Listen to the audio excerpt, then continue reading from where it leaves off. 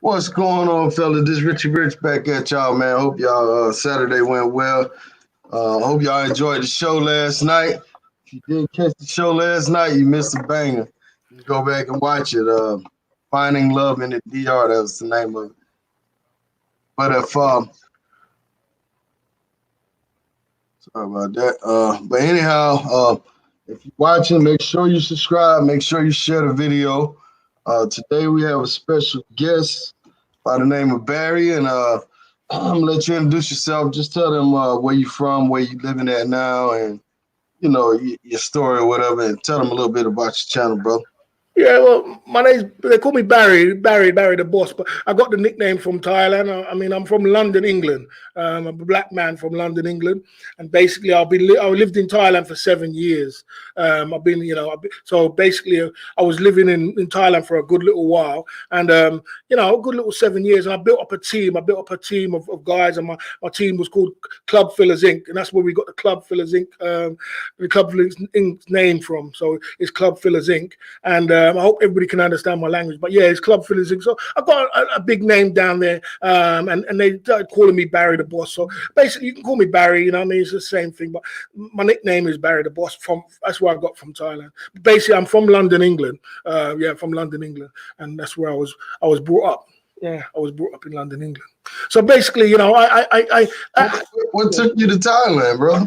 well, basically, it's a long story, but I'll tell you the story. Basically, I'm into nightclub promoting. I was doing that from a long time ago, and I see you with the crown. And basically, I wanted to build up a nightclub in Thailand, and I went to Thailand to open a nightclub, and I went down there, and I was looking to stay for an extended long time. And when I got down there, the opportunity at the time was wide open, and there was a lot of nightclubs around. A lot of people was trying to get me to open their nightclubs and do things, do things with them. So basically, I got straight into it, and the demand was off the chain, and I built up a team of guys straight away. And before I knew it, I had a team, and then someone I was promoting for this nightclub. A big owner said, "Come promote for me." They flushed out a deal with me. Flushed out a deal with me and my team, and we started to just build up his nightclub, and we built up one, and we built up two, and before I knew it, I had the streets was mine. The whole streets, everybody knew who I was. They knew who I was, because most of the black guys who came down to Thailand, and actually, the time I was based in Pattaya, Thailand, and most of the guys what came down, they were looking. They would say, "Oh, I've never seen a black guy, and they've never seen a black guy before. You're the only black guy I've ever seen. So I want to know where is the nightclub which is good? Where's the good nightclubs?" And at the time, there was a black nightclub opening up called the Flex Club. I don't know if anybody knows about the Flex Club, but yeah, the Flex Club, Pattaya, that was just opening at the time. And I was always pointing them to the Flex Club, and every time they went to the Flex Club, Flex Club is a black club owned by a black guy. It's a Nigerian guy, cool guy, really nice guy called Helix. Shout out to Helix as well. And he was trying to build up his club at the time. So every time I was pulling all the black guys down to his club. So before you know it, his club was full of black guys. And then the girls, which was the thicker girls, they started turning up there. And then we basically through my influence, built up Flex Club. And then from there, it went from there. My influence was built from there. When I used to finish doing my nightclub promotion work, basically with my team and the owners, I used to go to the Flex Club as the after party. So we went down to the after party. So basically my influence grew bigger and bigger and bigger, and people was coming from all over America. I know a lot of American black guys. And it was funny because, like I said, I do respect the way they respected me, even though I was from England, because some people think because you're from England, you're different, or you sound different, or I sound like, people laugh and say I sound like Harry Potter or whatever. But, you respect, a black man is a black man. It doesn't matter where he's from. It doesn't matter where, as far as I'm concerned. And I was a black man trying to do something different, trying to do something positive with my life. And I was basically trying to build up a nightclub, a good hip hop or R&B club, which was nice. And, a lot of the black guys did respect my hustle, what I was doing, and they supported me a lot. And, because I was giving them where to go, the nightclubs, where to go, a lot of the black guys, they respected what I was doing, and they used to buy me bottles of drinks and things like that. A lot of things going on. And before you knew it, a year or 2 years went by, I became very popular down in the Pattaya. That was Pattaya. We based down in Pattaya, Thailand. I became very popular. And then, before I knew it, because I was so much on the street, so much, and in the nightclubs, and knew the owners, and knew everybody, and everybody knew me. My team and me became like the number one promotion team in Pattaya. We really built it up, and we had a lot of clout. We had a lot of clout, and then after a while, we started, we started moving into bigger and bigger things. We started, we wanted to own a nightclub, and we actually did. I did actually get a nightclub. A club owner said to me, "Look, he's got a nightclub. He don't know what to do with it. If you want it, you can have it." So I actually built my own nightclub. I had my own nightclub, what was called Club Fellas Inc. I had my own nightclub down on Walking Street, and it was really nice. It was really good. And, we had a really great time down there. We filled up the clubs and everything else. But, and we made a lot of money down there. And all my team made a lot of money. And it was really great building up something from nothing. As I said to you, I did have a lot of clout. A lot of the guys know me. I don't know if any of the guys in your chat knows me, but I know a lot of guys do know me still. And they were working on the Facebook, and we were building up on the Facebook. You know what I mean? And a lot of the guys knew me. And basically, I just built nightclubs. That's what I was doing. I was building nightclubs and building up nightclubs through my team. That's what my job was. You know what I mean?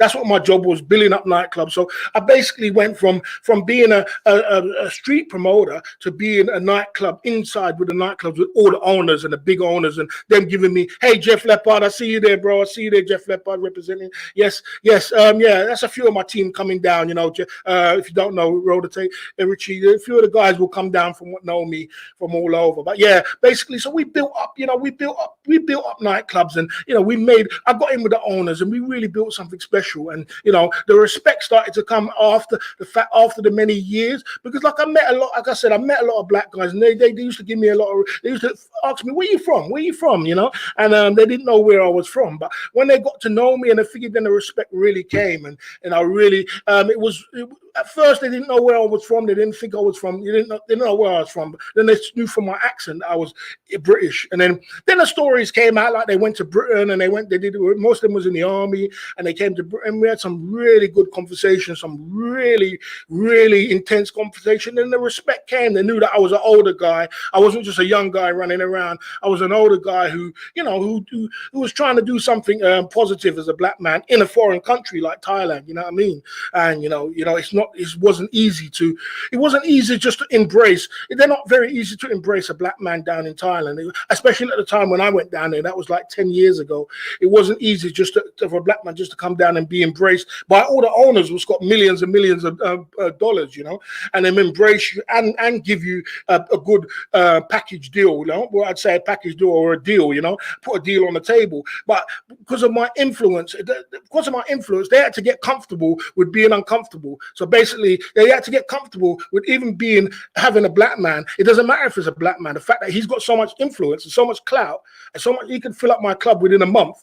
They just didn't care no more. They were like, "Look, how much money do you want? How much do your team want? How much do you want for your whole team and you? And I'll give you a good deal for 6 months or a year." And I got many deals out of that fact. Just the fact that, and then basically we used to deliver. We used to fill up nightclubs. We used to deliver the clubs. We used to actually make the clubs full. And then my influence got from the fact of being a guy who was on the street to the fact that every club owner was calling me. To this day, club owners call me. Everybody was like, "This guy Barry, I heard he fills up clubs in a month. My club is empty right now. I got the money, I got everything else, but I haven't got what he's got. And what he's got is the streets. Basically the streets of the guys who knows everybody." And that's what I had to explain to them, that it's not always about money. It's about, when you're doing this promotional game, it's about who you know on the street. So you have to take it back to the streets, because guys walk around, come down to Thailand, they walk around, never been to Thailand before. They don't really understand about the Thai culture or Asian culture. They want to see a black man. They want to see the same one as them, and they want to see the same as them. And if they don't see that, they're just going to walk around and maybe go to a little bar or something and go out. But I guarantee you that every black man who came down on a Walking Street stopped me and said, "Hey, how you doing, man? Where you from?" Boom, boom. I just wanted to know where's the hot spots to go to, and that was my thing. And as soon as I got them into that, and I tell them where the Flex Club was, then we built up the 808 Club. My influence built up the 808 Club. That's another club that built up down there in the 808 club. And, basically, I got in with the owners, and the owners really respected my hustle. I mean, I wouldn't really call it was a hustle. I would say it was a business, because I actually had a team, and I was actually paying teams of guys. And the guys which I was paying, they were getting paid really well for being in Thailand. So I basically really claimed that's where the name came in, where Barry the Boss came in, where the fact that I had teams of like 30 guys in different clubs promoting for me, and I was basically just managing them.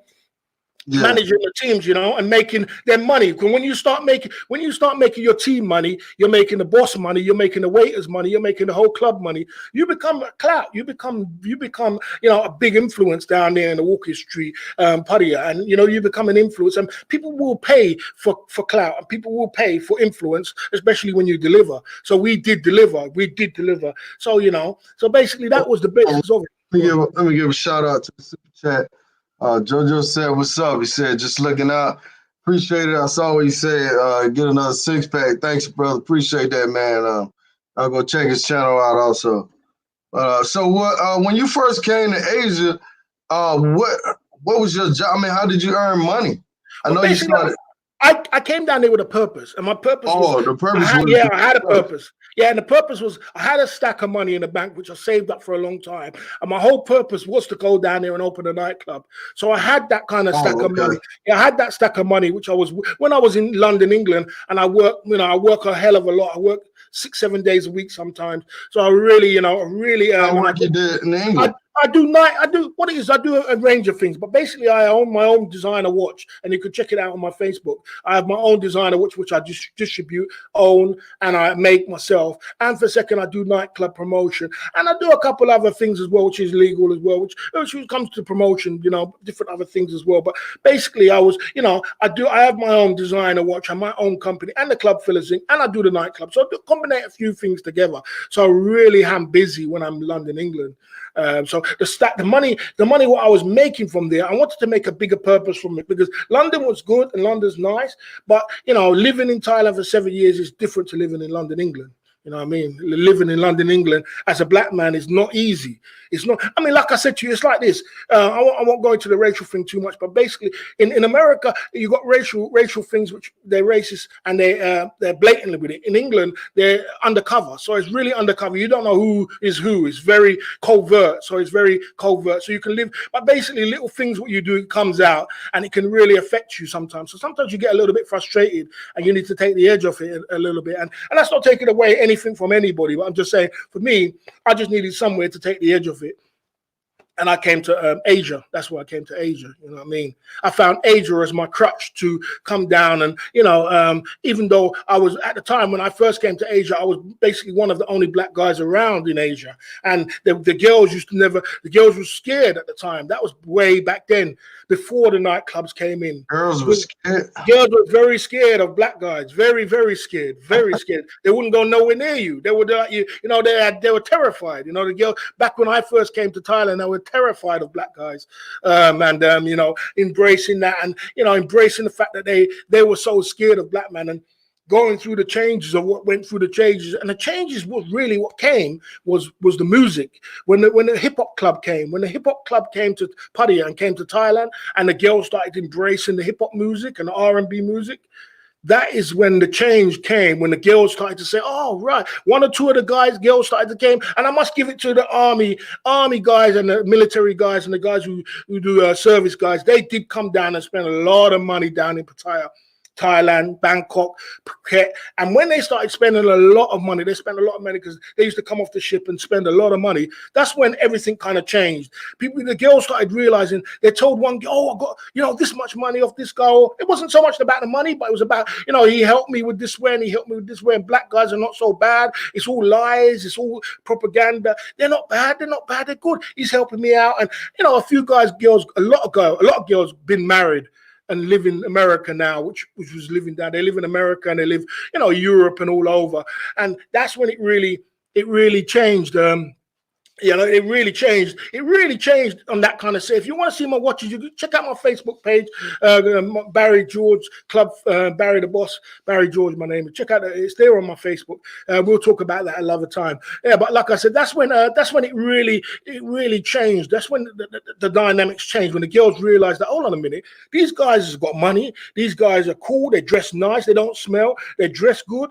They spend a lot of money, and you know they open bottles. They're fun. They're happy. They're good guys, you know, they're good guys, they're well-to-do guys, they dress well, they talk well, and all the lies what they were told years back, because you got to remember that years back they were told a lot of things about black guys, unfortunately, you know, which wasn't true. And then they took that, you know, I mean, they took that and that's not being racist in any way, but they took that in another way. So basically, when they did when the music got involved down in Thailand, and they got into the music, and they got into the culture, and they got into the wearing the clothes, and they got into meeting the guys, I saw it in front of my face. The whole of Thailand started to change. It just started to change, you know, and you know, they started to change up, and things started to just really get better for black guys, basically. And I was in the mix of all of it. You know, things started to really pick up, and you know, like I said to you, I do give it to the American black guys. They came down. I'm not saying that they did anything like simping or anything like that. I'm not saying that, but they came down and they balled out. You know, they balled out at the time, and they had a really good time.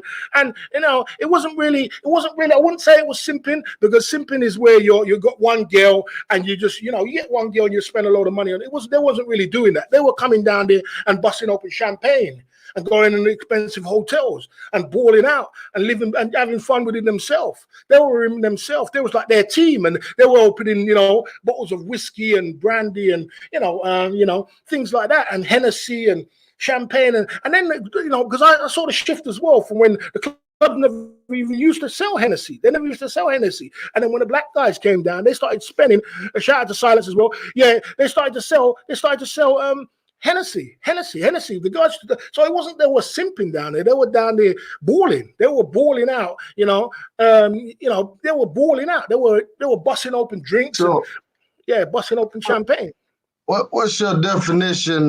Shout out to Tampa Twan, man. He says simps change Thailand for a black man. So I'm interested on your thoughts on the definition of the word simps. What makes a guy a simp? Well, to me personally, I haven't looked too much deep into it, right? But what I would say as an old-fashioned guy would be three ways. It's like you can call it white knight, you can call it simping, or you can just call it someone who's just weak for men, weak for girls, I should say, weak for girls. And basically, he's just basically a guy who spends all his money on girls and buys a. I mean, don't get me wrong. I'm not going to get it wrong. I know a lot of guys who's come down to, and black guys too, who's come down to Thailand, bought girls cars, houses. Give her money every single month. That's what my definition of simping is. Give her money every month, buy her a car, buy her a figgy, buy her everything else, and make sure that she's straight, completely straight. I know many girls which are straight. So if a guy give a girl money every month, so I mean, does that really make him a simp if he considers that girl his girlfriend? In my opinion, no. But I mean, But you know, if in someone else's opinion, they will say it's simping, because they'll say the girl's abroad. You don't know what she's doing. You don't know what she's doing abroad. You live somewhere else, and you're giving money to a girl. You don't know. Well, you know, you don't see her for another 6 months. So another person might say, yeah, that guy's a simp. He's giving all his money to a girl. He doesn't even know she's probably out there with somebody else.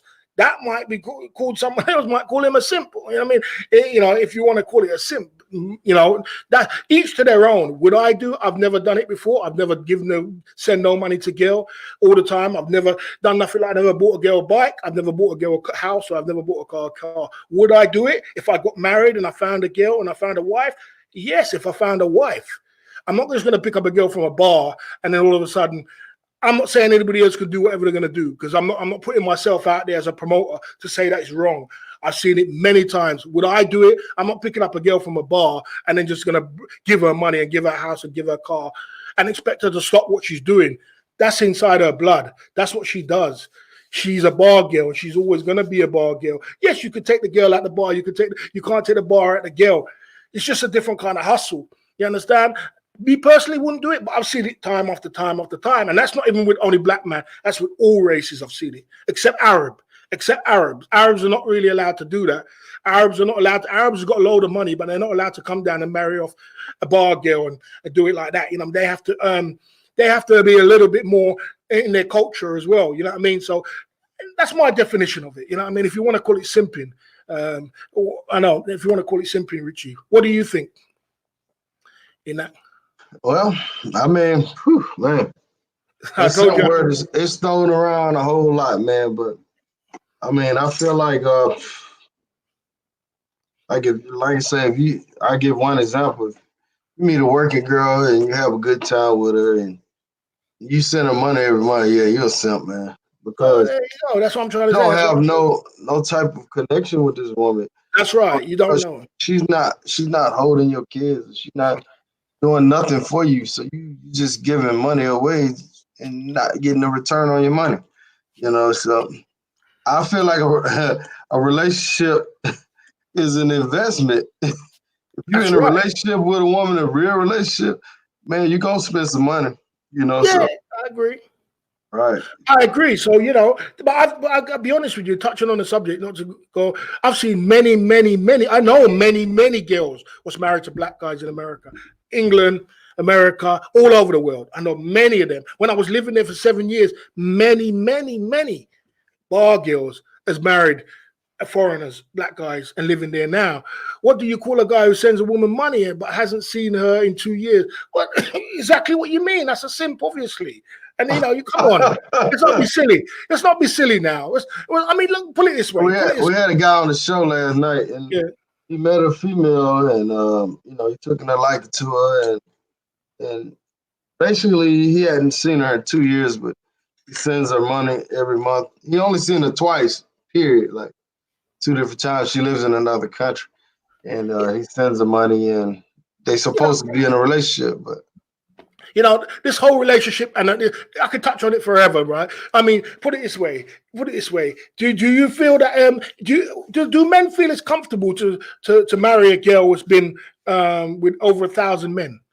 I can say well, that. the girl supposedly wasn't a working girl, man. Well, she's a working girl. Supposed I to be mean a regular. do men in the chat find it I mean cool to marry a girl which has been a working girl? Do you find it cool? I mean, me personally, wouldn't want to marry a working girl. That's just my personal opinion. I don't want to marry a girl that's been working or slept with over 1,000 men or slept with over 500 men. I don't want that. Some men feel very comfortable with it, and I'm not knocking the guys. I've got a lot of friends who's married working girls from America, all over the world. Not friends, Did it I'm saying work out? associates. Some of them's worked out. Most of them's worked out. Most of them hasn't. A lot of horror stories. I know a lot of. I know a lot of horror stories. I can tell you horror stories after horror stories. I met this guy. I'll tell you a story, and it wasn't actually a black guy. It was a white guy, and I met this guy, and he said he found this one. He's a really nice girl, really thing. And I said to him, "Be careful." He came to Thailand. And then, he came back and he spent all kind of money. He must have sold all his house and everything where he was from, sold everything. And he came back to Thailand and gave the girl the house, gave the girl the car. And then, after she got everything she wanted, she kicked the guy out. He ended up on the streets and he was eating out of bins. And he came up to me on Walker Street and was like, "No, everything I gave her. And I ended up with nothing. I got nothing. I had to give him money out of my own pocket. I gave him money out of my own pocket. You know what I'm saying? Because I don't have nothing to do with race. I don't have nothing to do with racism. If a guy's cool, he's cool. I'm a man's man. It doesn't matter what color he is. But I'm just saying, I gave him money out of my own pocket to eat. And I gave him many times. And I said to him, get yourself home. You understand? But this is a guy who had money from his own country. And the girls took, and I know many, many horror stories. I could tell you horror stories, goes on forever. Another guy I didn't know, I was watching, but another guy told me the story where he had a business, he had a house, and he had 3 kids to this girl. And then one day he called up his accountant and said, "I want to do the account." And the accountant told him all the businesses and all the house is not in your name. And he goes, "What do you mean it's not in my name? It was in a joint name." She goes, "No, it's been changed to your wife's name." So he went home and told his wife and said, "Hold on a minute. Everything's in your name. What happened? What happened?" And then she must have just all of a sudden left with the 3 kids she had, left with the 3 kids. And another 2 Thai men came around and said, "You better leave the house right now, or we're going to kill you." Basically, so he had to leave his own house. He lost his own business, and he lost all his money. And she basically illegally changed the name under his hand and took the house, the business, and everything. And she's got 3 kids to him. So he had a joint. He had a joint. Yeah, joint. He had the power to take him off. Yeah, she took him off. and So took the that's how the house. laws are in Thailand? Yeah, of course it is. If you pay enough money in Thailand, you can get anything. You can get anything. Anything you Oh, want. You know what I mean? You can get anything you want. So he took everything, and he ended up with nothing. He ended up with nothing. He ended up having to go back to wherever he was from. He was from Europe, and this is a guy who had a business in Thailand. He had a house. He had everything. And she basically was he found out she was married to another Thai guy that she was married to. She had the 3 kids to him, so she was married to him, married to her. It's a mix up, and basically she was just tricking all the time after having 3 kids. So you tell me. so what about, tell us about the regular Thai women? Are they Well, more basically, loyal? I'll be honest with you. I'll be honest with you. Yeah, I'll be honest with you. I'm not gonna hear bashing Thai women. Thai women in general, yeah, they're not bad. They're not really bad people. But the thing is, when it comes to money, they're probably the worst on the planet. That's all I can say. They're the worst on the planet. They'll do anything for money. That's all it is. But in general, if you're talking about, just a normal Thai woman, she's not that bad. They're not mad. Not much of a bad person. But you know what I mean? The Thai person, when it comes to money, they'll do any last thing for money, and that really is their downfall. You know what I mean? That really is their downfall. I mean, there's stories after stories. Foreigners. Yeah, the foreigners don't have the right to have no property in Thailand. You have to own a flat, a condo, and that is even a problem too. Because you know what happened? I'll tell you a quick story. A black guy came down to Thailand, and he was cool. Older black guy, cool guy, and I don't even know the guy. And he was in Walker Street, and he went into the hip hop clubs, yeah. And he found this girl, and she was cool and everything else. And he moved her in her house, in his flat, and he basically bought 2 condos. He was an older guy who was trying to retire, and he had 2 condos. The girl wanted to put it in her name, and he said no. She said she wanted to get married. He was just about to get married to her, and then he ended up. The girl ended up saying. He found out from the grapevine inside the nightclubs that the girl said that so all the girls said to her, "You better throw him off the building and get the houses, get the condos." You know what I'm saying? Go marry him, throw him off the buildings, and get the condos. It's horror stories. You know what I mean? These are horror stories. What happened down in Thailand? It's not a joke place to be. I'm not saying Thai girls are all like that, but most of the I'm just saying to you, there are nice people. There are quite nice people, but the point is, when it comes to money, they have a money problem. They have a money problem, and that money problem there, I've never seen anything on the planet like that. I've seen broke people, I've seen poor people. There's people in our culture which are poor, but we wouldn't do the things what certain people will do. And living down there for 7 years, it really come to me to the point where I've seen people run out of money. I've seen people have money. I've seen people live the big life, come down there with millions and lose millions and millions and millions of baht and go home broke. And it happened. I've seen it, horror stories time after time after time, and that goes for many people. And after a while, when the internet, are you still there, Richie? Yeah, When the internet started to get introduced and people started to go on the internet and realize that this is kind of a scam, Thailand is more of a scam, they started diverting from Thailand, going to the Philippines, because that's why because Philippine women are more like Thailand is Buddha and Philippines is Catholic, so they're Catholic, so they've got kind of a different kind of culture. They're more mild to it. They're not as bad as the way Thai girls are. Thai girls can be very ruthless sometimes, especially when it comes to money, and they think that all foreigners have got money. And basically, I've seen guys basically lose every last penny in front of my face and end up on the streets eating out of bins. So you've got to be careful what you're doing. You know what I mean? And so I'm scratching Thailand off the list now. No. You have to go to Thailand. If you've never been to Thailand before, you have to go to Thailand, Pattaya. You have to go there. If you've never been to, anybody in the chat or anybody who's been around who's never been to Pattaya, Thailand, you're never going to find a place in the world like Pattaya, Thailand. Never. The experience, the way they finesse you, their finesse game is off the chain. I'm not going to lie to you, man. Their finesse game, you have to be a real hardcore man, brother, to not fall in love with one of them girls. And I'm talking about being a hardcore brother. I'm talking about being a brother who's saying, boy, I lived down there for 7 years and I never had a girlfriend. I had friends, but I never had no girlfriend. I had girls which are friends who came around and we had a load of fun, and they probably thought we were together, but I never had no personal marriage down there, because I wouldn't do anything like that personally, because I just see it. I'm just saying to you, if you have to experience Pattaya, Thailand sometime in your life, you know what I mean? You have to experience that, you know what I mean? You have to experience Pattaya, Thailand at some point in your life because it is a life-changing experience. You know, I've been to Dominican Republic and I've been to, you know, I've been around. You know, I've been to Philippines and I've been a few places, but you know, there isn't much places like Pattaya, Thailand. That's what I would say. You know Well, a what I mean? lot of people say the opposite, man. They like, man, these girls really like us, man. These girls are cool, man.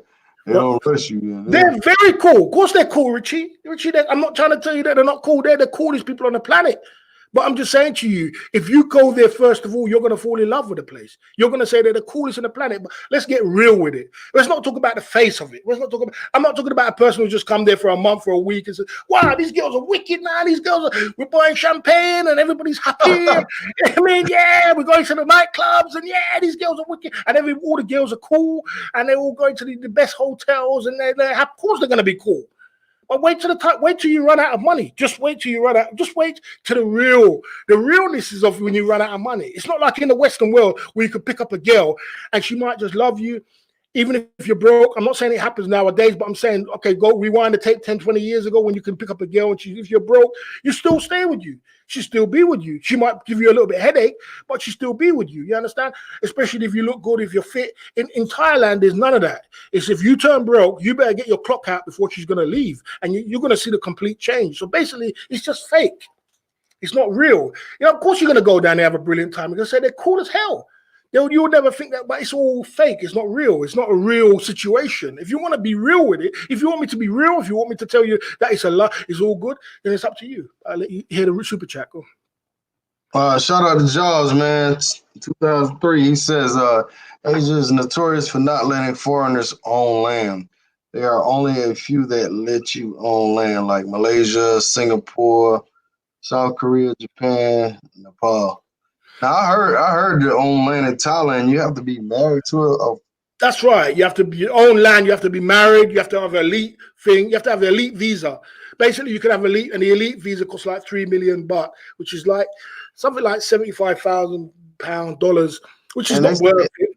They say you still can't own no more than like what? Yeah, 51%. That's correct. 49. 100% correct. Yes, it's a big scam. Basically, it's kind of good in a way because it's good for them. Thailand, owned by Thailand. You know, that's right. It's good for Thailand. But if you come down there and think that you can have the rules of the West, the rules is in the West is the rules in Thailand is not the same. If you think you got some sort of rights, it's not the same. If you think you can go down there, yeah, I'm just going to buy my house. Like in the West, you can say I'm going to work hard, buy my house, buy my car. No one can tell me nothing. This is my house and my car. In Thailand, it doesn't work like that. They make up a system so that you have to bring your wife in it. So when shit hits the fan, your wife gets everything and you get nothing. Go back to your country. Basically, it's just one. Basically, go back to your country. Don't get me wrong, right? As I said to you, if you go down to Thailand, you will never, ever only go there once. You'll always go back again and you'll have a brilliant time. But I'm just saying to you, you know, if you want to talk about being real, what the realness of it is, it's a party town. It's a fantasy. It's a lovely place, but leave it like that. Many guys get married. Many. You know, I know many guys has been married down in Thailand, wrong or right reasons. Some of them work out. Most of them don't. And most of them realize that it's all a scam in the end. So don't come to Thailand with your heart open. Yes, basically, and that goes for anywhere, even Dominican Republic. I don't know exactly. Even Dominican Republic, even anywhere else where you want to go. You don't go there. You don't go there with your heart open, and especially Thailand, because Thailand is not their culture is not about their love is not the same as your love. Our love is different to their love. Their love is money. Our love is not money. Our love is real love. Some love in the Western world. They're not love. They're just straight. Love means that you take care of me. And if you take care of me, that means you got money. So I love you if you got money. And that's their love. You understand? You love. Girls think that you love them if you pay a lot. You find love, but you might not get love back. You find love, but you're not getting much. The only thing you're getting back is one thing, and you know what we're getting back. You know what you're getting back. You're getting a woman, and the only thing you're getting back is that. But you're buying it. You understand? And the fact is, it's got worse and worse and worse. That's why people are diverting from Thailand and going to Philippines. You know what I mean? But don't get me wrong. living down there for 7 years, Richie, I had a brilliant time. I had the greatest time of my life. Be honest with you, it was a very greatest time of my life. I built nightclubs down there. Yeah, I got in with all the owners. Yeah, I got a lot of respect from people. I made my money. I opened a nightclub like I wanted to do. You understand? And I built something which was really good. But I did experience a lot down there, and I really got into the culture and understood and realized what the culture is all about, and realized that it's not just about coming to the nightclub and just coming down there and just going to the nightclub and thinking you're just living in a fantasy. And everybody knows about living in a fantasy. If you go down to DR, you can live a fantasy yourself. You know that. And then most of the guys in the chat's been DR or Brazil. It can be a fantasy, can't it? But on the real, do these girls really love you is another story. You know what I mean? Can you speak the language? Can you speak the Thai language? No, I didn't speak the language. And the reason why I didn't want to speak the language, and I tell you why I didn't want to speak the language, I didn't want to learn the language from the first place. And the second reason why I didn't want to learn, I knew a guy which was half black and half Thai. And we were moving for a long while. And he used to tell me the stories, man. He told me he didn't look Thai. He basically looked like me, just a little bit. He didn't look like me, but he used to tell me the stories. He went into a 7-Eleven one time, and the lady said to him, "Oh, I feel like I want to take a shit." And he was like, in Thai, she said that, in Thai. And he was like, well, he didn't say anything because in Thai, because she thought he was black, you understand? So basically, the things what they say, and then when he got to the counter, he said something in Thai. He spoke fluent Thai to her, and her face went red, purple. She couldn't believe that he had Thai, or she could understand Thai. What she said, because basically he said, "What do you mean? What you just said there?" And the things what they say behind your back in Thailand. If you knew what they really said behind you in Thailand, you would never ever go to Thailand in your life. They say some very horrible, disgusting, terrible things, because they have some sort of vendetta against foreigners, because foreigners come down here and spend a lot of money. It's a very mixed up culture. What you really got to understand, you'll never be able to get your head around the fact that you come down here, spend a lot of money, and you got a lot of things. They have some sort of vendetta against. Basically, they just hate foreigners and what they say behind your back. And if you learn the culture, you learn to understand it. I don't think I would have lived down there for 7 years if I really understood the culture. It's a sad thing to say, because I was living blindly, but a lot of people didn't want to learn the culture just because of that factor. The fact that they didn't want to really understand what these Thai people were really think about foreigners. You know what I mean? And sadly to say, they do get their comeuppance because of it, because they've made a lot of mistakes along the way where they've treated foreigners bad, and they basically left for other places. They've left for Vietnam, they've left for Philippines. A lot of people left Thailand. When I went to Thailand, Thailand was packed. When I went to Pattaya, you couldn't even walk from one street to the other. Would it take you about an hour to walk down there? It was completely packed. Everybody was down there. Russians, white, black, Chinese, everybody. You understand? But along the way, they made they didn't appreciate their blessings. I always say, if you don't appreciate your blessings, you're gonna get, the universe will take it away from you. And the universe took away their blessings from Thailand. Thailand got their blessings taken away. And basically, everybody, slowly but surely, it started to whizzle down to very small. And they did some other mistakes as well. I lived down there when they had a coup down there, with a military coup. The lights went out, the internet went down. There was no 7-Eleven. The 7-Eleven closed. It was crazy. It was crazy down there. And it's crazy. It was crazy down there. It got crazy. So, and another thing they did, they brought in this license, this insurance, where the older guys, the last hammer on the thing was when the older guys was living down in Thailand, and they brought in this insurance where the old guys have to get insurance. Now these old guys are 70 and 60 years old. 70 years old. They got medical conditions, and the insurance people were saying, "We're not giving you no insurance because you could drop down dead tomorrow. So we're not giving you it." So they had to basically leave. So a lot of the old guys, they left and they went down to Philippines. So they made a lot of mistakes along the way, because in their mind they thought they had all these things sold up and everything was sold up, and everything was good for them. But it wasn't good, it was not good. It was the fact that it is tough, and the situation they're going through right now. These kind of people, these kind of thinking of Thai people, they think that they don't think about tomorrow. They don't think about next week or next month. They don't not really save in people or invest in people. They just live for the moment, and and day by day, or week by week, or month by, maybe if they last a month, So this situation they're going through. So you saying they live by day, but once you get outside the tourist area, are the people the same, or Okay, we'll probably talk about that. Yeah, we'll talk about that because okay, we'll talk about getting outside the tourist area now. Now, getting outside the tourist areas like this, the girls are more nicer and they're more friendly and they're more figgy. But the problem with that, yeah, they're still Thai, and because they're still Thai, they still have that money problem. Every single Thai person has got a money problem. They have a money. It doesn't matter. They get out of that. And the point is, if they anybody could tell you if they're going with a foreigner, if they're with a foreigner, they're on a hustle. That's just basically it. If a Thai girl's with a foreigner, she's on a hustle. Basically, that's just it. So some people, because some guys, when I was down on the Walking Street, guy, I saw guys come up to me and say, "Yeah, Barry, I found a girl. She's out in the village. She ain't got nothing to do with this Pattaya. She ain't got nothing to do with this. She ain't got nothing to do with." And she's nothing to do with this. 6 months later, they come back to me and say she's ripped me off for everything. She's ripped me off for everything. You understand what I'm saying? Because the culture, you got to understand, you can't run away from the culture. You might be able to run away from Walking Street. You might be able to run away from. You might be able to run away from the. You might be able to run away from the nightlife and the Walking Street and the high life when you're going to the village. But they have a culture where they think that a foreigner is rich and they must take everything they can from that foreigner in a finessing way. They finesse you. They give you a lot of. They give you a lot of happy feelings. They give you a lot of good times, and they finessing on the back end. They're finessing your money, and that's what it is. They're finessing you, and that's what they're doing. They finesse your money, and people don't really understand that. A lot of people get finessed out of a lot of things. A lot of people's been turned over. But like I said to you, I'm not saying in a whole they're bad people, but it's just when it comes to money, is that they have a money problem. And anybody will tell you, guys has been burnt after time after time. They think they go down to the village. I think they found something great and special, and she's not like the nightlife girl. And it's the same story it always ends up at the same kind of thing. It always ends up at the same kind of story. Basically, they get finessed out their money, or they go down there, if you want to call it simp, they simp out their money. And basically the truth of the matter is you're all about her and she's all about hers. You understand? She's there, right. You're all about her, but she's all about hers. She's all about getting hers. You're all about her. You're all about giving her everything. Yeah. But she's all about hers. You understand? She's not really contained about you. You understand? You is not really a big priority in her life.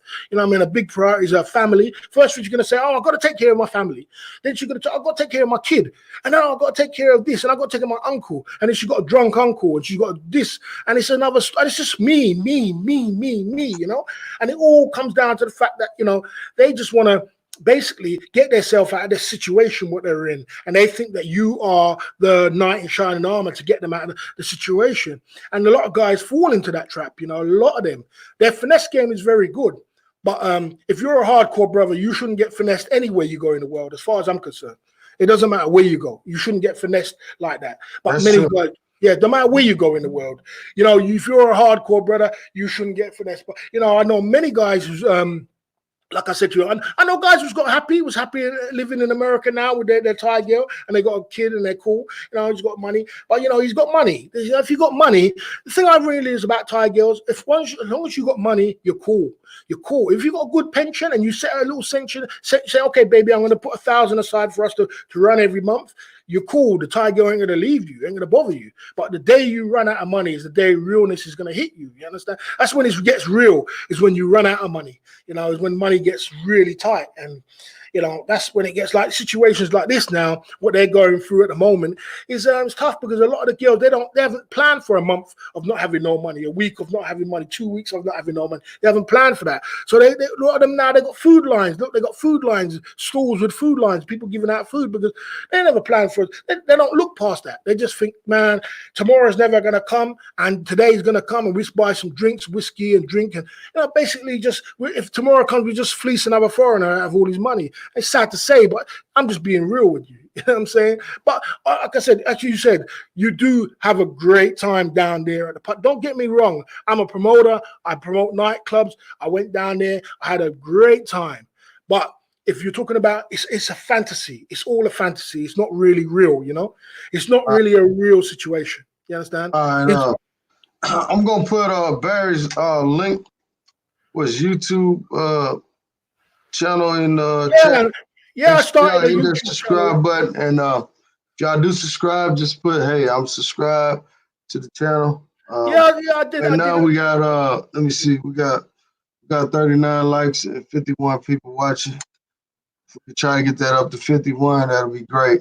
Appreciate everybody joining in. So I want to ask you, man, as the first timer going into Thailand, what should I expect, and what good things and what bad things?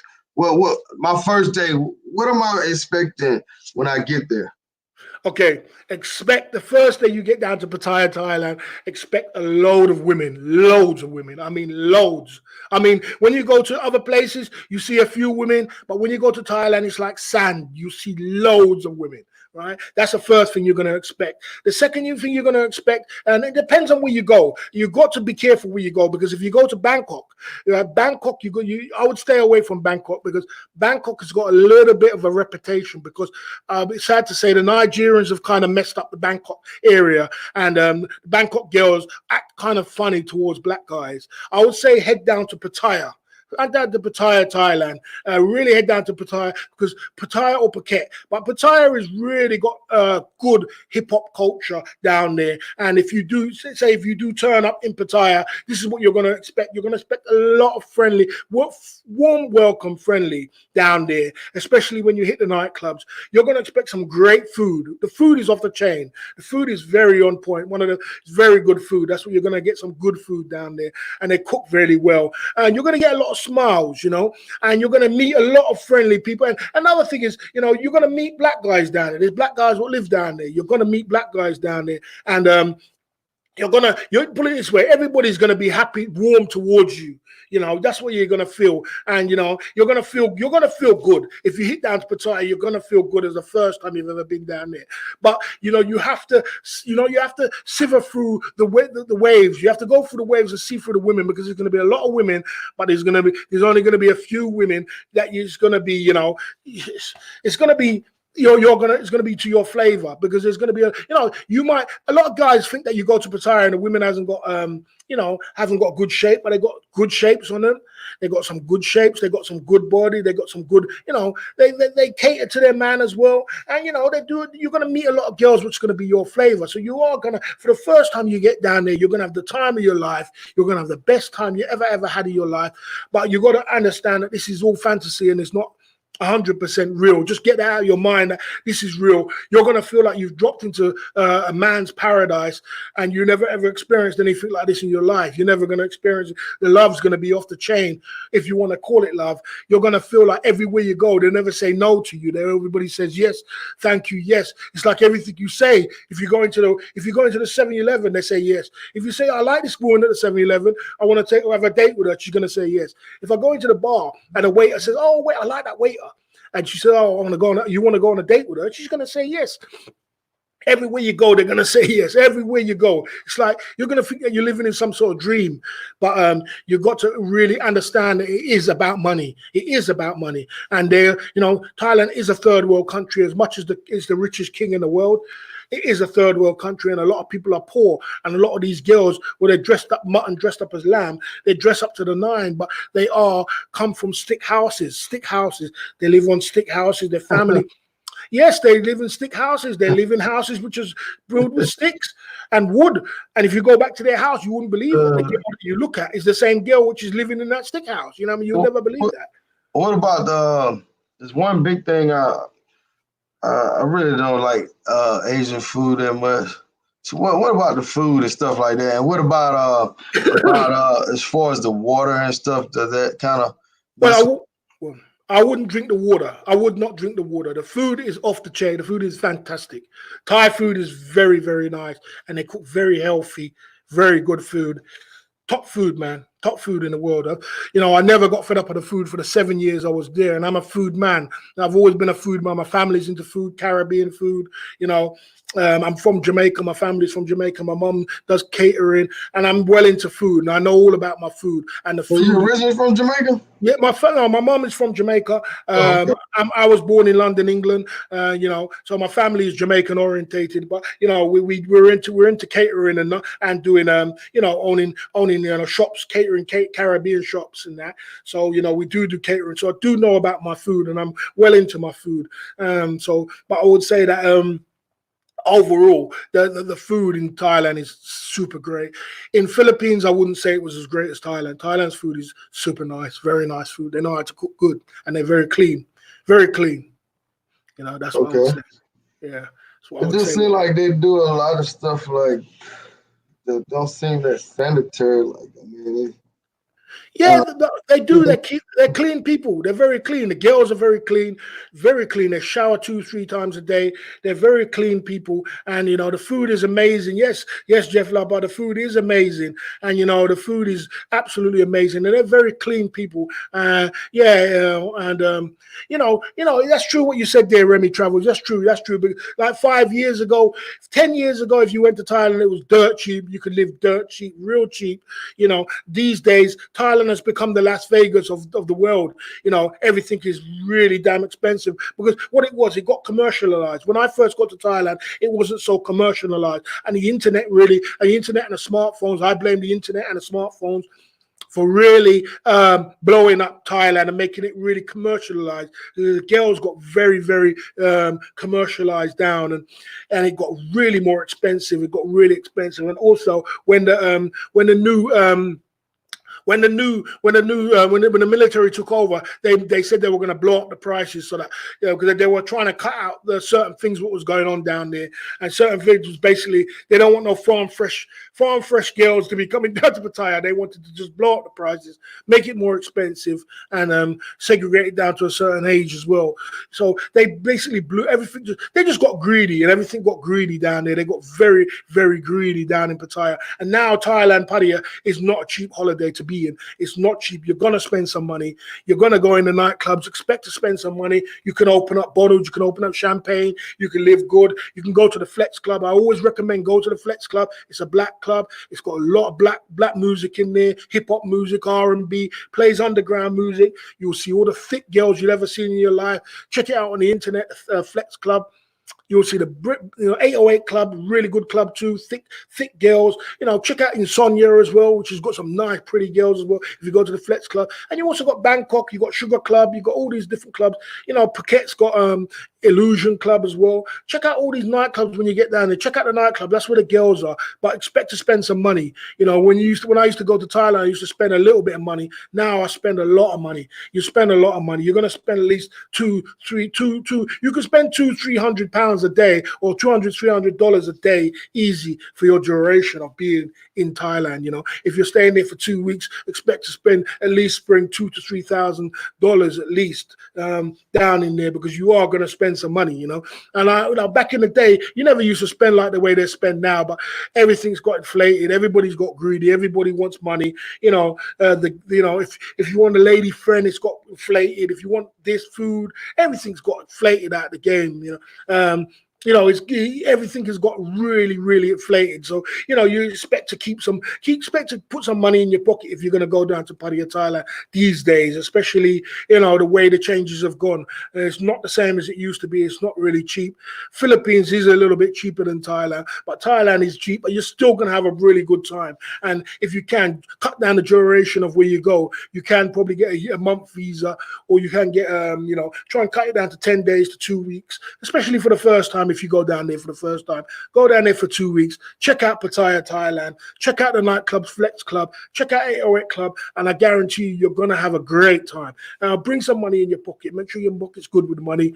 Go down there, be a well-to-do guy, dress well, dress nice. You don't have to dress, suits or anything, but just dress in a nice, clean, clean shave, well-to-do guy, and I guarantee you're going to have a great time down in Pattaya. You're going to have a great time. You're going to have you're going to experience something that you've never experienced before in any way you've traveled. It is a single man's paradise. It's a single man's paradise. It's a place, and it still is a single man's paradise. It's just that it's got a little bit more expensive than what it used to go. It used to be a lot bit cheaper, but now it has got a little bit, it's more expensive. But people still go down there and really have a good time. That's what you got to expect down there. And living down there for 7 years did change my aspect of everything life, the way life is, you know what I mean? Like I said, I've always been into women from when I was 16. Anybody who knows me or any of my crew knows I've always been into women. I always loved women. I've always been around women. I've always had women. So it wasn't a fact of going to Thailand to get women. It was nothing like that. It was more than that. It was much bigger than that for me. And what I went down there, I accomplished what I went down there. I went down there to open a nightclub. I went down there to make a name for myself. I went down there to bring this Club Fillers Inc. to a different level. I took it to a different level. Many people, I can go back there tomorrow and everybody knows me on the Walking Street. Everybody knows me as the #1 promoter on Walking Street. Everybody knows me as Barry the Boss. Everybody knows me as Club Fillers Inc. boss. You know, I can go to the owners. They'll give me a contract tomorrow. You know, and I went down there and I accomplished what I wanted to do. Coming from England, London, England, as a black man from London, England, and people saying it's different from London, England. Coming from a black man from London, England, and you know, going to a Asian country and accomplishing things like that through hard work, dedication, focus, knowing what I was doing, you know, knowing my angle, and, you know, also keeping away from the negativity, because sometimes you do get negativity along the way when you are in Thailand. You know, people do say a lot of negative things, you know. All right. Hey, this time, man, can we go into one of your videos? We share the screen. Which one do you want to share? I'm just gonna share a snippet. It says 5 places in Southeast Asia, and it's got all the women. Okay, yeah. Try to do it. No problem. Do any one you want, man. Anyone you all want. Right, let's go into this. Let's see. Yeah, we could narrate it a little bit. Yeah, let's do it like that. Let's see.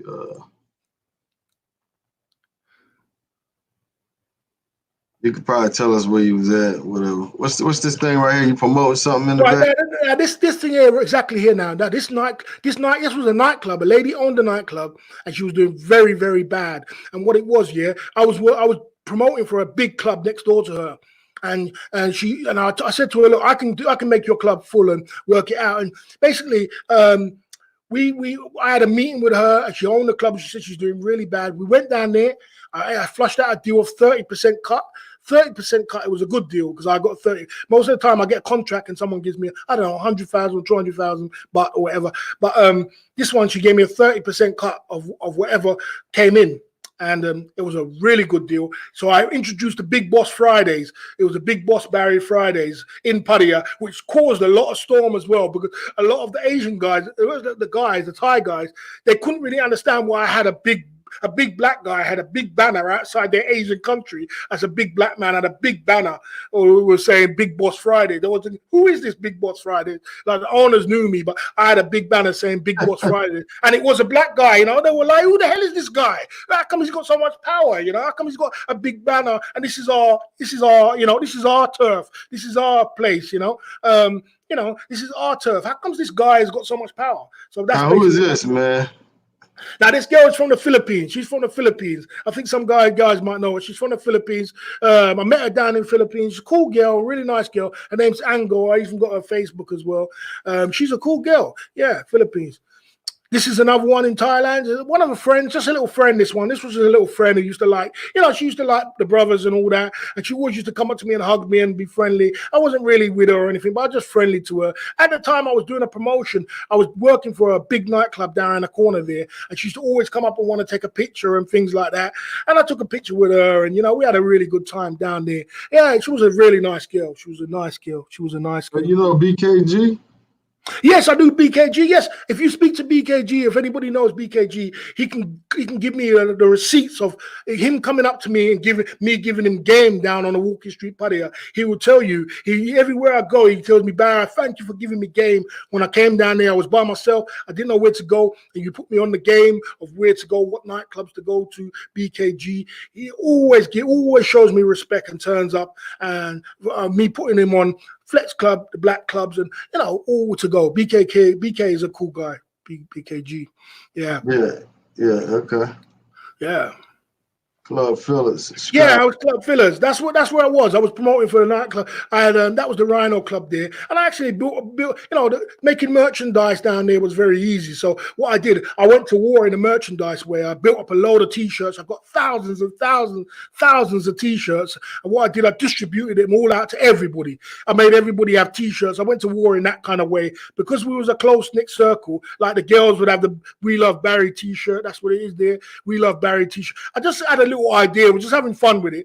And then the Good guys, market. the guys would have the Barry. That's my team there. Some of my team there. We had, we were having fun at the nightclub there. Brilliant nightclub. Very good contract there. Very good contract. All of us made money. All of us was happy. We had drinks. We had parties. And they had my t-shirts on. They had to represent the Club Villas Inc., And as I said, I was a black guy down there. They were representing Club Villas Inc. down there. You know what I mean? And, that's they were doing. That's a special friend of mine. A really good friend of mine. Really nice friend of mine. Always supported me. Always around with me. And yeah, she really liked the hustle. A lot of girls love the hustle. Another girl again, friend of mine. They love the hustle. I was down on Walking Street by myself as a black man. I was the only black man down there. They were loving the culture. They were loving the black man. They were loving my energy. They were loving everything about me. And they wanted to take pictures and, enjoy themselves. Girls were into it, the Asian girls, these Thai girls, they got the t-shirts again. "We Love Barry."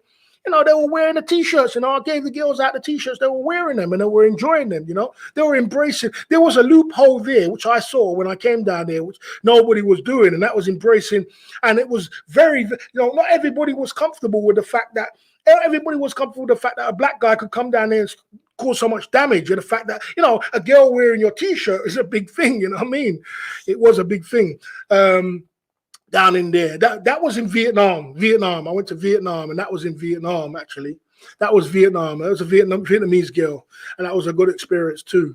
But I embraced. I hit it off in the fact that I wanted to make a difference, make a difference when I went down there, to make them know that if you can wear a black man's t-shirt and you've never even spoken to a black guy in your life. Asian guys wearing my t-shirts, Asian girls wearing my t-shirts, a black man's t-shirt.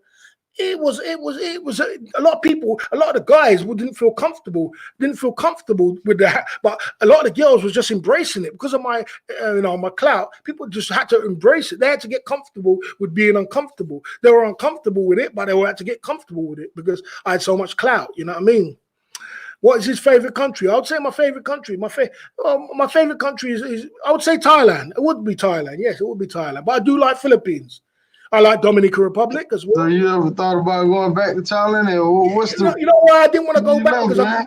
I got bored of it. I got bored of it after 7 years, and I decided that I wanted to go. What it is, when I left Thailand, I came back to the UK, and I built up my own business, my watch designer business. What I was doing, I've been doing it for 25 years. My designer watch business. I had my own watch business, and I came back onto it, and then I decided I didn't want to go straight back to Thailand because I was there for 7 years. So I actually diverted to the Philippines. I went to the Philippines, and I actually really loved Philippines. I really explored the places.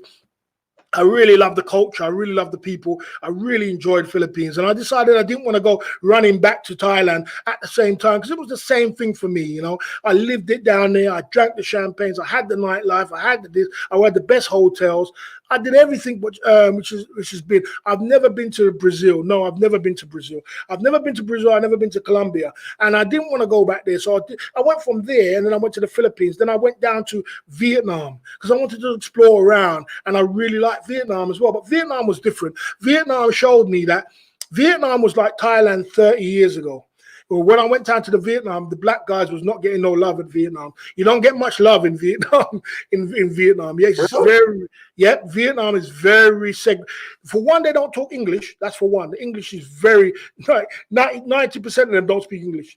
For two, they've never seen a black guy before in their life. That's for one. All right, and two, they just don't understand hip hop culture. They don't really understand them. They're not into the music. So Vietnam was very. Don't get me wrong. I got mine. I would say I got mine, but it wasn't easy. You know what I'm saying? It wasn't easy.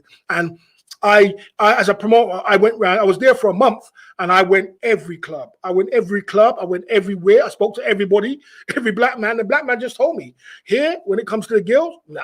The guys are cool, but the girls, nah. The girls, they're not in tune with it right now. It's like Thailand 20 years ago. So in my mind started ringing like, man, if I open a nightclub down there or a hip hop club or a black club, in time it will blow up, and it will blow up because in time Vietnam will catch on, like Thailand will catch on. It just takes time. Philippines now, they're well into the Black Brothers, they're well into the hip hop music. If I went in the 7-Eleven, it was R&B. If I went into anywhere I went, they were in the black. There was American black base down there, black army base down there. Was been living down there for years. They spent a lot of money down there, down in Angeles City. Philippines, they love black guys down in the Philippines. It was cool. But when it comes to Vietnam, nah, that place there, you're gonna struggle as a black man. Trust me, you're gonna struggle. Well, they got they pretty diverse as far as like different women from different countries down there working and stuff. Or what? Is that in Vietnam? No, they don't accept that. I'm talking about Thailand.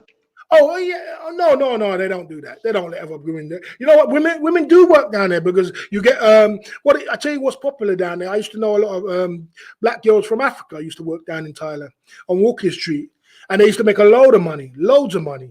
The old white guys used to spend loads on them and fall in love with them. But and they used to accept that. But they used to have a bar. What it is, they used to have a bar where they were segregated to a bar. And the bar owner used to basically get a cut of everything they got. And the bar owner was Thai. So it all relates back to Thailand, If you're feeding Thai people, they'll let you do anything. Just like me. I became so famous that I was feeding so much club owners, they let me do anything. They let me put up a big banner of a big black guy on Walker Street, like I was the mayor or something like that. They let you do anything once you're feeding. Make sure you meet Barry when you come to Thailand. Yeah, you know what I mean? They let me put up a big banner. So basically, the black girls, they let black girls come down there and work because black girls got famous. The Russians come down there, but the Russians are segregated to the they got their Russian go-go's or Russian nightclubs, not go-go's basically, and they're very extortionately expensive, but they keep them off the streets. They keep them segregated to their own kind of thing. Your Russian go-go's, you're going to spend a hell of a lot of money.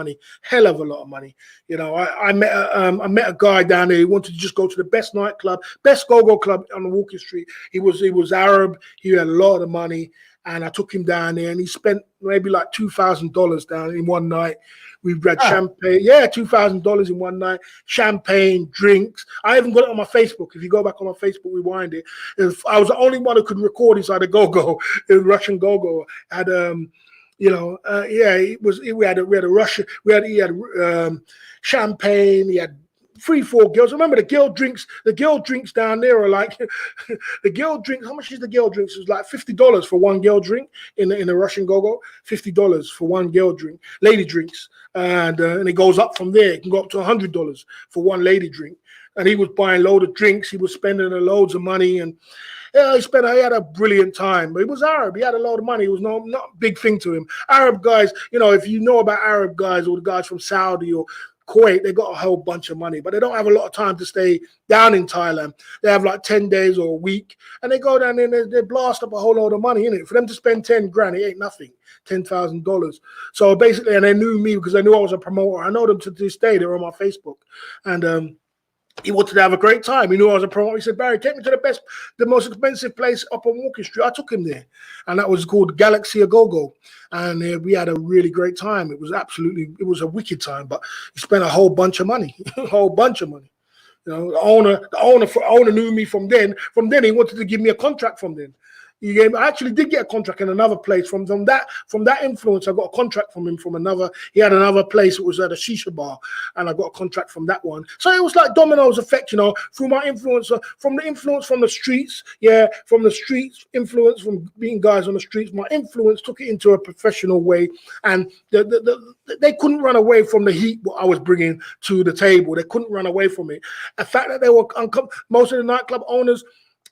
Most of the nightclub owners was rich guys who had money, who didn't need to embrace a black man, but they had to embrace a black man. You know what I mean? And I also, I remember going into a meeting with one of the guys, and this was a white guy, had a contract with really good contract, and he had two other partners, and the partners was Japanese. Rich Japanese guys, and then he must have first introduced me to them. The club was over for a little while, but they never met me before. The way they looked at me when they saw me was like, well, what the hell are you doing with this big black guy? What are you doing with this big black guy? You know what I mean? They were looking at me like that, the Japanese guys, because this was a big meeting. I'm talking about multi-millionaire meeting. They were looking at me like, what the hell are you doing with this big black guy? Even though I was dressed in a suit and everything else, but no, they just saw a big black guy. You know what I mean? You ever had any trouble with like the law down there, the police? You ever had any girls? Yeah, I had trouble all the time. The amount of money I spent by the time I was down in Pattaya, every time I wore a helmet, I had my insurance, I had everything, and they'll stop you, they pull you up on the road, they pull you up, and no, I never got no trouble like that, but I got trouble. They pull you up on the road and they search you up, and basically they want money. It's the same in every country like DR. You better come up with a couple, a couple pesos for their tea, tea money. But it happened a lot down there, And then I had another guy who was just on my case. I got fed up with him after a while, policeman. He just every time he kept stopping me, and every time he stopped me, pull the keys out. I just sit there and laugh. And I had to come up with another 100 baht, 200 baht. Here you go. You know what I mean? It's like, damn, man. Damn. Just the fact that, it's just the way it is. It's just a little bit corrupt in that way. But when it comes to the law and that kind of way, I never had no trouble with the law. The police knew me. All the police knew me. All the immigration knew me. Everybody knew me. They all knew me. They just left me alone. When you start feeding all these owners and everything, and they tell you, boy, leave that guy alone. He's feeding me. He brought me this much money this month. And you got to remember, this year, if I'm bringing in the club like $20,000 for the month, that police are getting the 10-20% cut out of that. Police get a cut out of that money. So they're like, well, this club was empty. We weren't making no money. But this guy came along and now we're making $20,000 and I got another 2,000. Leave that guy alone. Leave that cash cow alone. They were like, leave him alone. That Barry guy, leave him alone. I could walk anywhere. They wouldn't bother me. Police knew me. Immigration. Did you have some people that didn't like what you was doing? Like some many people, many. It wasn't the girls, it was the Thai men. They felt intimidated, innit? They felt intimidated, and it was a lot of another thing. It was, it was a black guy, a big black guy. Who is this big black guy come down here controlling so much respect from so many people? They couldn't really understand it. They couldn't really get it. They couldn't get their head around it. A lot of it. And then they even made trouble with me, They started to make trouble. Yeah, some of the gangsters down there, they started to make trouble because what it was, I was filling up a nightclub. And was doing really good, and the club was popping, everything else. They didn't like that shit, man. And this was the time when I put up the banner as well. They didn't like that shit, man. They came down with force. Richie. All of them came down with what it was. When you fill up a club, you got to pull the guys from the streets onto the club. They came down with all their gang, came down. And you know what they said? That black guy stole one of my customers. And we want money because he stole. He made trouble. Yeah, he stole our customers. Yeah, they stole our customers. Yeah. So they want you to pay because somebody the lady owner. She was just a lady, and she was just ruthless.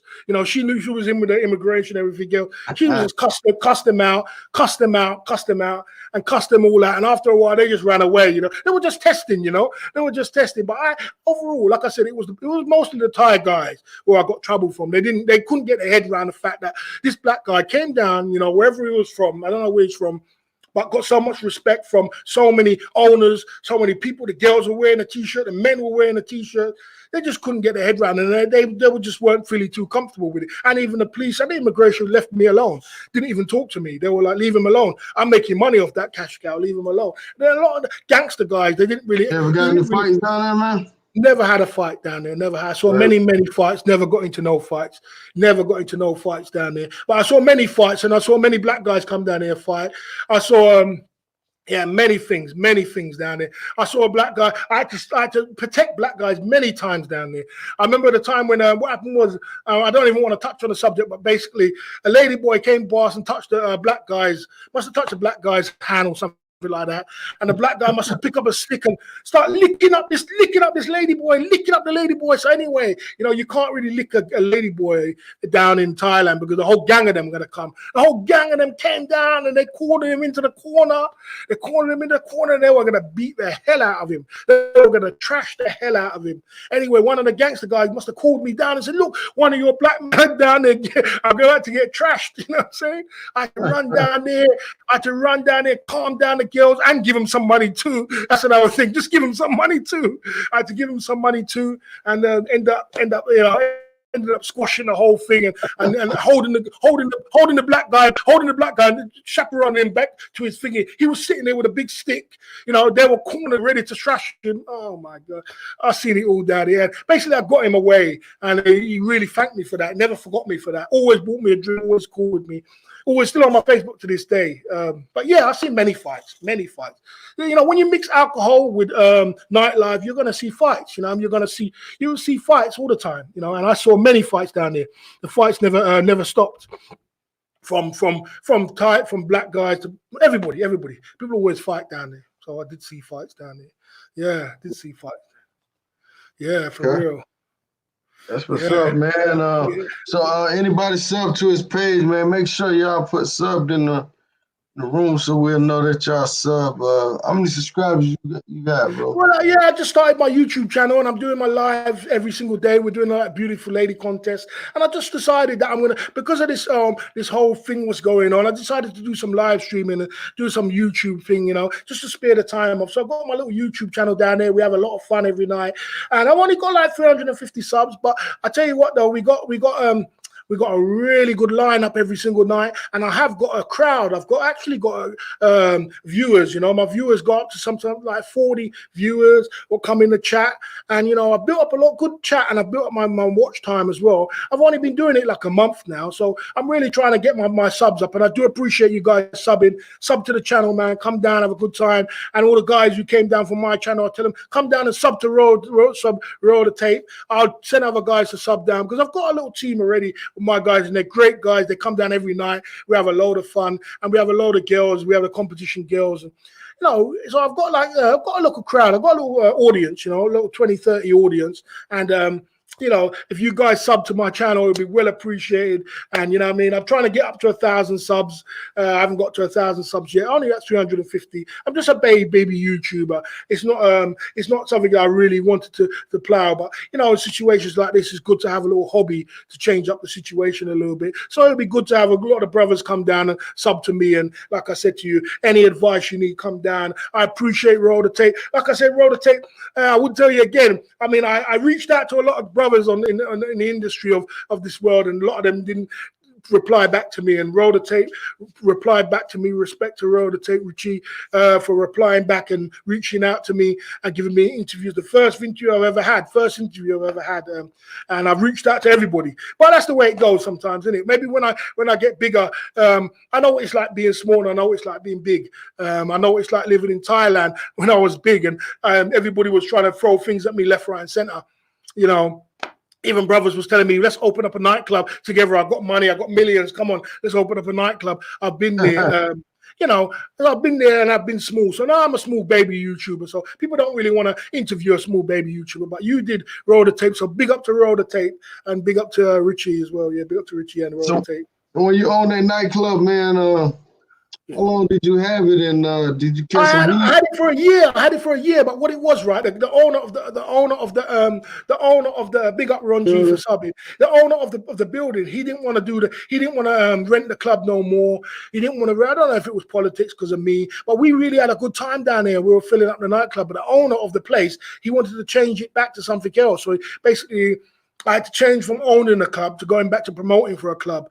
And, you know, I owned the club as well. But it was all good because, you know, the owner of the club, he actually went to Bangkok and wanted me to come to Bangkok. He actually owns the Pimp Club now in Bangkok, and he's a multi-millionaire. I spoke to him the other day. You know, he owns the Pimp Club, and the Pimp Club makes crazy money, and he wanted to make that kind of divert to make crazy money. So he was making crazy money down in Bangkok. Unfortunately, now it's kind of quiet. But yeah, I owned it for about a year. But we had the owner and me are real cool still. And you know, that's the way it goes sometimes. You know, I accomplished what I did. I had it for a year. We had our club fillers in nightclub.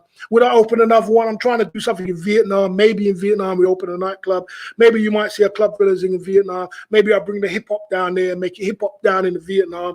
It's new, it's open, there's no one really into hip hop too much down there, and I'm about to do it like that. You know what I mean? That's what the future plans. 6 times LFC says, did you smoke Hamba? No.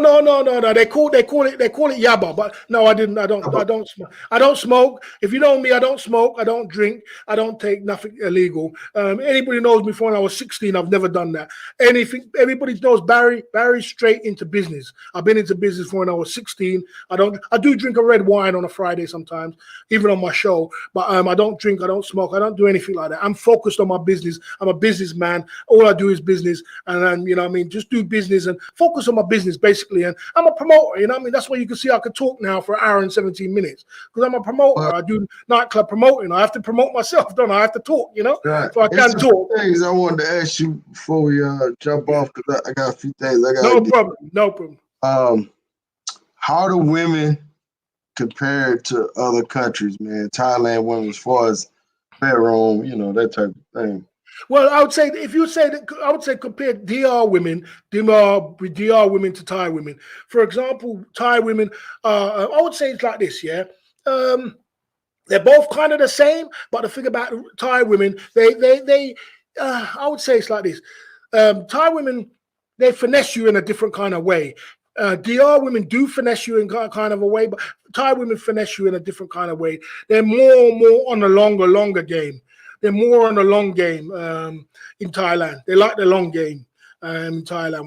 Where if you're in DR, you know, they you know, if well, for a matter of time, you know, you better get your wallet out. But in Thailand, they do like the longer game in some kind of ways. They like to take everything you got. They like to basically take everything you got. With DR women would take a little bit of what you got. Where Thai women would want to take everything you got. You know what I'm saying?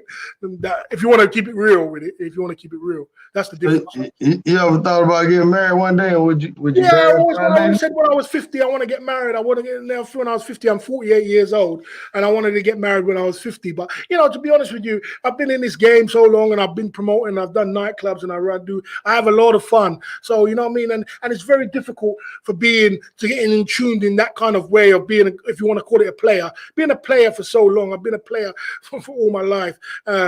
And tuning back to finding a wife, and you know what I mean. The way the world is right now, the 21st century women, I'm not really too happy with the way their attitude is. And so I don't think I'll be getting married in the Western world, but I think I would get married maybe somewhere like Philippines or maybe Japan or maybe somewhere like Vietnam, somewhere like that. I'll get somewhere like that, or maybe even somewhere in South America. I would get married. But it takes a lot. I have to change my whole way of thinking, and basically, I have to stop my work thing with the nightclubs and the craziness and the partying and the women, and it comes with it, and that's all my life is all about. My life all comes with women, nightclub, partying, going out. I have to stop all that and settle it down. And yeah, I will do one day. I definitely will get married.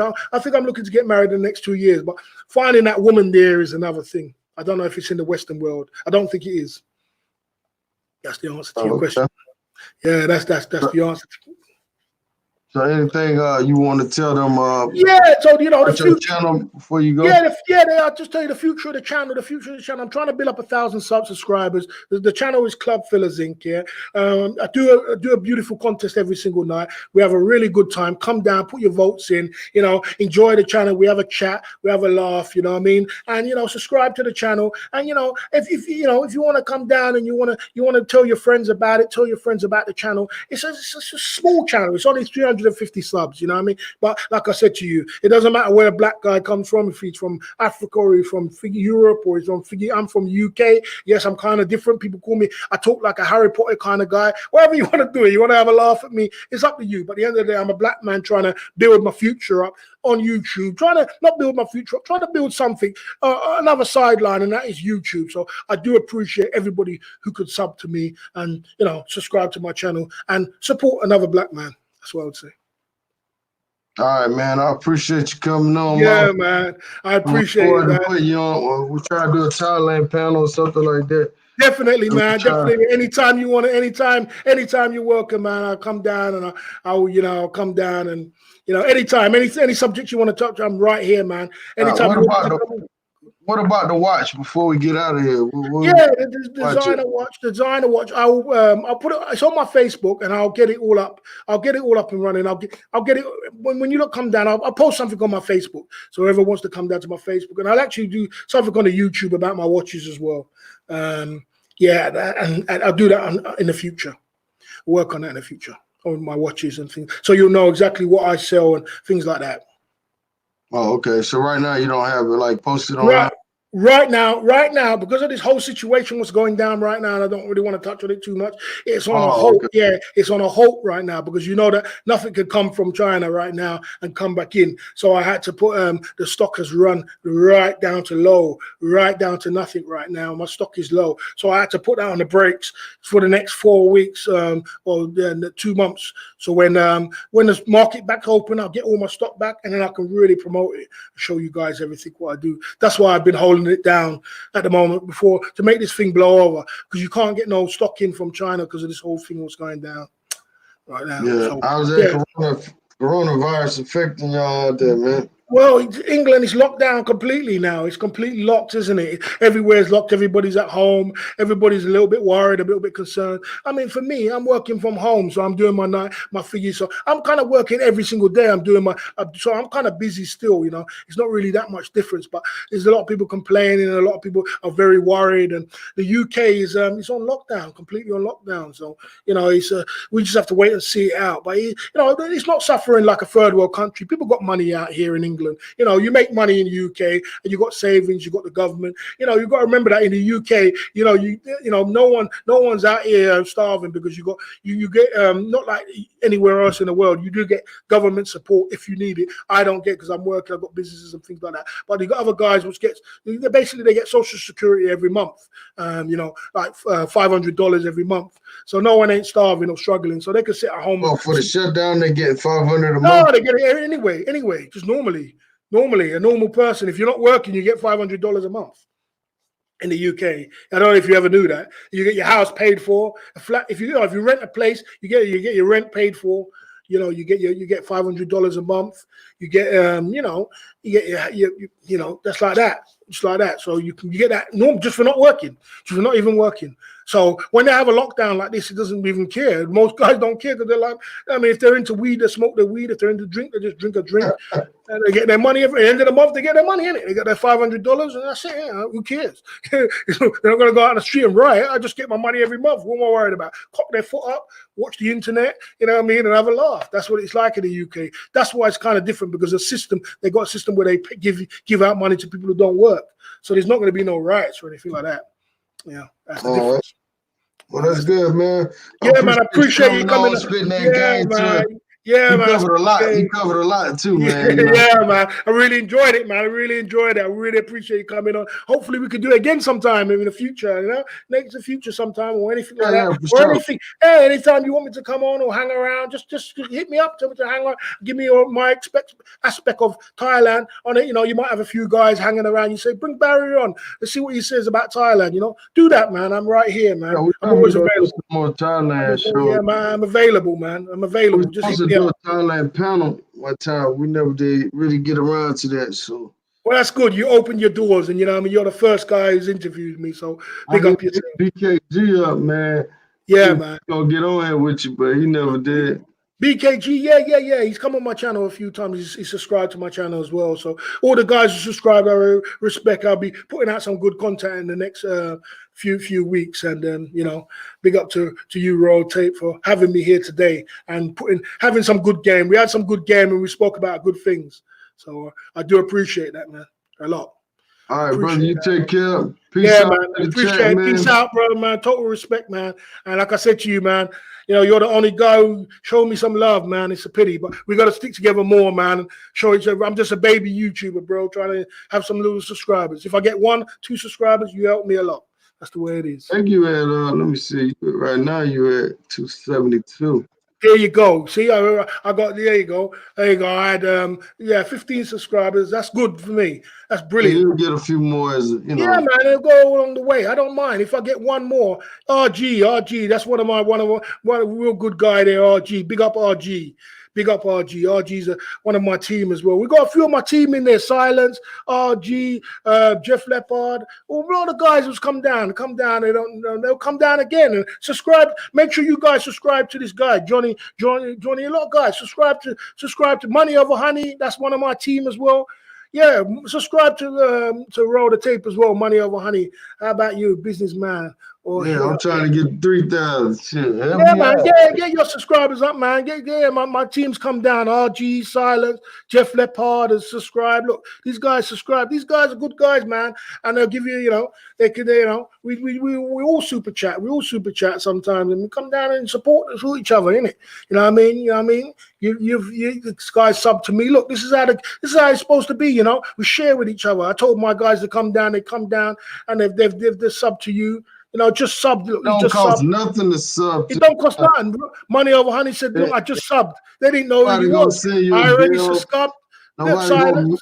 There you go. I just already subbed already. Just a red button, man. That's just already. Let's help each other. You understand what I'm saying? But some people, they didn't want to put me on the show. I don't know why. Maybe it's from England, or maybe I'm being paranoid. But most of the time, man, if you don't have that many subscribers, people feel like they can't get nothing off you, then they all do. That's correct. But look, you've already got subs already. I mean, it 1 sub or 2 sub. You never know. You build a team. You go on. These guys are good guys. Hey, man, you could pick up 5 great subs that's gonna support your channel. It makes a difference in your channel. Of course it does. You can have 1,000 subscribers. All these guys, Silence, Money Over Honey, RG, all these guys support my channel, man. They come down, they give me donations. I've seen it on my video, donations. Right. They've given me everything. It's not without donations, man. Shit, you can't lose a little motivation. Shit. Yeah, you do. But these guys, I did a 6-hour live last night. I'm still tired from that shit. You did a 6-hour live. Yeah, I did a 6-hour live too. So, if people support, that's the way it's supposed to go. These guys have come down and they supported me. That's my tribe, my team, you know what I mean? And, these guys come down, now they know you. They might not even have subbed if you didn't bring me on their show. So I can understand what you're saying, Richie. I do understand that when you're a baby YouTuber. But, bro, why is it that you reached out to me and said, okay, let's do it? You're at 374. See that? That's brilliant for me. You understand what I'm saying to you? Yeah, you'll go up, man, as the video goes through. People start, Yeah, man, we'll subscribe, and other guys subscribe to you. And these guys are good donors, man, bro. You know what I mean? It's not even about the money, but these guys support. That's all I can say. It's not about the money. My team support. My team support me every night. They support me. They come down. They support me, and they turn up. You understand what I'm saying? And that's the way it is. You know what I'm saying? Shout out to everybody, man. I gotta go do some little work. Yes, still going live as normal at 9 o'clock tonight.